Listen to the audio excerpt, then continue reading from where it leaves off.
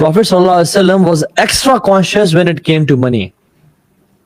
واللہ ہم لوگ جس طرح سے آج کما رہے ہیں, اور یہ وہ دور ہے. میں نے کیوں یہ ٹاپک چوز کیا, کیونکہ آئی سی پیپل نیک, نمازی, داڑھی رکھی ہوئی ہے, 5-6 ٹخنوں سے اوپر ہے, خواتین عبایا پہنا ہوا ہے, ماشاء اللہ منڈے اور تھرسڈے کے روزے رکھنے, اللہ کا ذکر, تہجد کی نماز, لیکن جب بات آتی ہے کمانے کی اور اپنے پیٹ میں وہ لقمہ ڈالنے کی, تو پھر وہ حرام جا رہا ہے.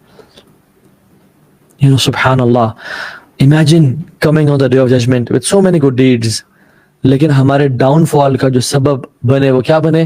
کچھ مال جو ہم نے کمایا وہ ڈاؤٹ فل تھا, وہ جو منہ میں ڈالا وہ شک والا تھا, جو ہم نے پہنا وہ اس میں شک تھا کہ حلال ہے یا حرام ہے, جو گاڑی چلائی اس میں شک کہ حلال ہے یا حرام ہے.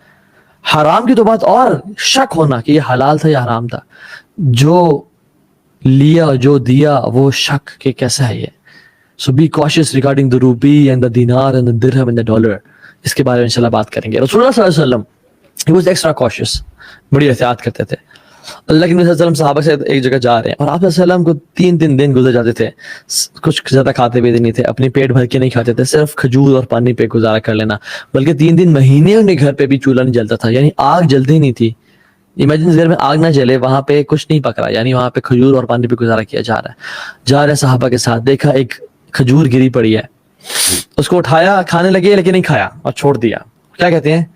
لولا ان تکون من صدقۃ لاکلتها, کہتے ہیں کہ اگر مجھے خوف نہ ہوتا کہ صدقہ کا مال ہے, مسلم ٹریجری کا مال ہے, بیت المال ہے, یا کسی کے صدقہ کا مال ہے جو کہ نبی اور آل نبی پہ حرام ہے, تو میں یہ کھا لیتا. یعنی رسول اللہ صلی اللہ علیہ وسلم, یا اللہ جن کو کھانے کو مل نہیں گیا, کچھ کھجور نیچے زمین میں پڑی ہوئی ہے تو انسان کھا لے پی لے, کیا اس میں مسئلہ ہے؟ نہیں, ورع, cautious. لولا ان تکون من صدقۃ لاکلتها, اگر مجھے خوف نہ ہوتا نا کہ یہ صدقے کا مال ہے, میں اس کو کھا لیتا. رسول اللہ صلی اللہ علیہ وسلم عصر کی نماز پڑھا رہے ہیں, سلام پھیرتے ہی جلدی سے اٹھے اور گھبراہٹ میں نکل گئے صحابہ کے اوپر سے, یعنی ان کو کراس کرتے کرتے گھر گئے اور کچھ دیر بعد واپس آئے. اور آپ نے صحابہ کے چہروں پہ ایک اسٹانشمنٹ کے اثرات دیکھے. they were surprised and astonished کہ یار آپ صلی اللہ علیہ وسلم آپ نے ایسا کبھی نہیں کیا, یہ کچھ نیا ہم نے دیکھا ہے.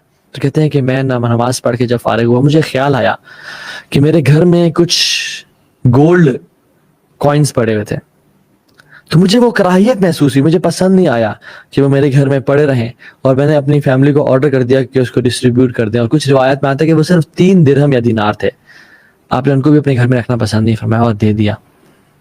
Even in his last moments, جب سکرات الموت میں انسان ہوتا ہے, آپ کی حالت اتنی تھی کہ آپ اپنے پاؤں پہ کھڑے نہیں ہو سکتے تھے. آپ کو 2 صحابہ اپنے کندھوں پہ اٹھا کے مسجد لے جاتے اور آپ کی ٹانگیں گھسیٹتی ہوئی, یعنی زمین پہ لکیر ڈالتی ہوئی مسجد جایا کرتے تھے. آپ بیٹھ کے نماز پڑھی. حضرت عائشہ سے پوچھا کہ حضرت عائشہ کبھی آپ صلی اللہ علیہ وسلم نے بیٹھ کے بھی نماز پڑھی؟ انہوں نے کہا ہاں, بعد من حطمہ الناس, اس کے بعد جب لوگوں نے ان کو بہت زیادہ بیش کیا, لوگوں نے بہت زیادہ دکھ تکلیفیں پہنچائیں, کفار نے, منافقین نے, تو آپ نے بیٹھ کے نماز پڑھی. تو آپ اتنے بیماری کی حالت میں, اور بالکل سکرات الموت کا ٹائم ہے, آپ صلی اللہ علیہ وسلم جب ہوش میں تھے تو حضرت عائشہ کہا کہ وہ جو مال پڑا ہوا ہے, اور وہ کتنا ہے, 7 یا 9 دینار تھے, وہ صرف 7 یا 9 دینار, اس کو اللہ کے راستے میں ڈسٹریبیوٹ کر دو. اور غشی کھا کے گر گئے اور بے ہوش ہو گئے. اور جب اٹھے تو کہا کہ عائشہ جو میں نے حکم دیا تھا آپ نے اس پہ عمل کیا, دے دیے؟ انہوں نے کہا نہیں یا رسول اللہ, میں آپ میں اب اتنی بیزی تھی آپ کی خدمت میں, آپ کی خیال رکھنے میں, کہ مجھے بھول گیا. تو انہوں نے کہا میرے پاس لے کے آؤ اس مال کو, اور جب لے کے آئے تو اس کو ڈسٹریبیوٹ کر دیا. اور پھر اپنے زبان میں ہی اپنے منہ میں کچھ مبارک ورڈز مٹر کیے اور کہا کہ how can I expect what Allah subhanahu wa ta'ala would do to me when I have money in my home? What goodness do I have in the eyes of Allah subhanahu wa ta'ala when I meet him and I have 7 to 9 dinar at home? وہ تو اتنا کوشش اختیار کرنے والے تھے. آپ صحابہ کو دیکھ لیں, صحیح بخاری کی حدیث ہے, حضرت عائشہ سے پوچھا گیا کہ حضرت عائشہ بلکہ بیان کرتی ہیں اس روایت کو کہ ابوبکر صدیق رضی اللہ تعالیٰ عنہ کا ایک غلام تھا, وہ ان کو اکثر کما کے کھانے کے لیے لایا کرتا تھا, اور وہ اکثر پوچھتے تھے کہ یہ کہاں سے لائے ہو, اور وہ کھا لیتے. لیکن ایک دن وہ شدید بھوک اور پیاس کی حالت میں تھے, تو وہ کچھ کھانا لے کے آیا اور آپ نے کھا لیا, اور وہ تھوڑا صحیح تھا, بالکل ہینڈز فل. تو جب کھا لیا تو اس نے کہا کہ آپ نے آج مجھ سے پوچھا نہیں کہ کھانا میں نے کہاں سے لے کے آیا. تو نے کہا بتاؤ کہاں سے لے کے آئے ہو کھانا. تو کہتے ہیں کہ وہ جو غلام تھا وہ کہتے ہیں کہ جب میں کافر تھا, جب میں مسلمان نہیں تھا تو میں کہانت کیا کرتا تھا, ٹھیک ہے, and I was not good at it. لیکن ایک بندہ ایک بیوقوف میرے ہاتھ چڑھ گیا اور میں نے اس کو فیوچر کے بارے میں خبریں بتا دی اور میں نے اس کو چیٹ کر دیا.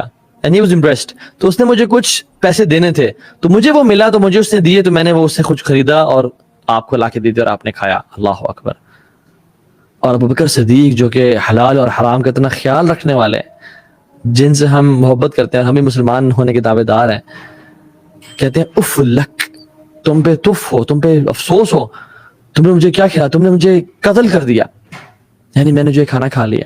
اور پھر آپ نے کیا فرمایا, کیا کیا, اپنی انگلی کو اپنے منہ کے اندر ڈالا اور ڈیپ ڈالا تاکہ ان کو وامٹ آئے, اور وامٹ کی, اور پھر مزید پانی منگوایا اور پانی پیا تاکہ مزید وامٹ آئے, اور پھر منہ کو اندر ڈالا, اور ہی induced vomiting again and again, حتیٰ کہ وہ سب پیٹ میں جو تھا وہ باہر نکل کے گر گیا, اور آپ جو ہے وہ ویک اور کمزور ہو گیا, آپ کو بخار ہو گیا اس وجہ سے.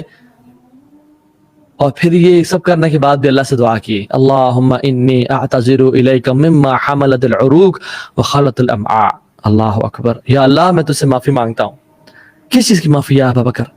یا اللہ میں تجھ سے معافی مانگتا ہوں کہ جو اس حرام کھانے میں سے میرے رگوں میں چلا گیا اور میرے انٹسٹائنز میں چلا گیا, مجھے معاف کر دے, ان پہ میرا کنٹرول کوئی نہیں ہے.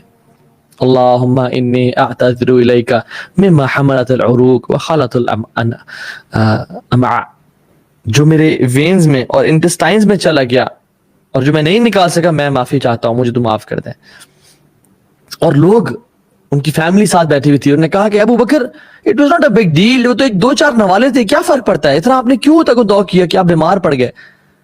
تو کہتے ہیں کہ واللہ اگر اس کھانے کو نکالنے کے لیے میری جان بھی نکلنی پڑتی, یعنی میری سول نکل جاتی, میں لازمی یہ کام کرتا, میں اپنی روح کو نکال دیتا اس کھانے کو باہر نکالنے کے لیے. کیوں؟ کیونکہ میں نے رسول اللہ صلی اللہ علیہ وسلم سے سنا کہ whose body grows because of haram food, hellfire is worthy of that body. جس بندے کا جو پرورش ہے, نشو نما ہے, اس سے کچھ بال, کچھ سکن حرام کھانے سے اگتی ہے اور بڑی ہوتی ہے, تو اس باڈی کا جو حق ہے نا وہ نار پہ ہے, یعنی نار کا جو حق ہے اس باڈی پہ ہے اور وہ اس کو کھائے گی.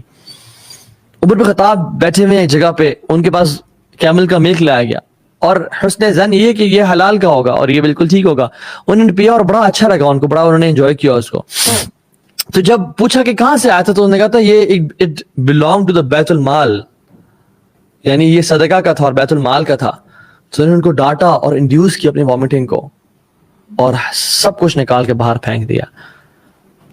اور ہم لوگ جو بھی تک ہمارے پیٹ میں گیا نہیں ہے تو ہم اس کو لے کے ڈالتے ہیں پیٹ میں کہ یار پیٹ تو بھرے, خیر دین جائے, ایمان جائے, آخرت برباد ہو جائے, ہمیں کوئی مسئلہ نہیں ہے. ان کے پیٹ میں جو غلطی سے چلا گیا وہ اس کو نکال کے باہر پھینک رہے ہیں.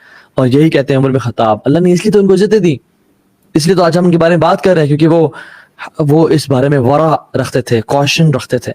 کہتے ہیں کہ ہم نے we stayed away from 9 out of 10 transactions fearing we could go near riba.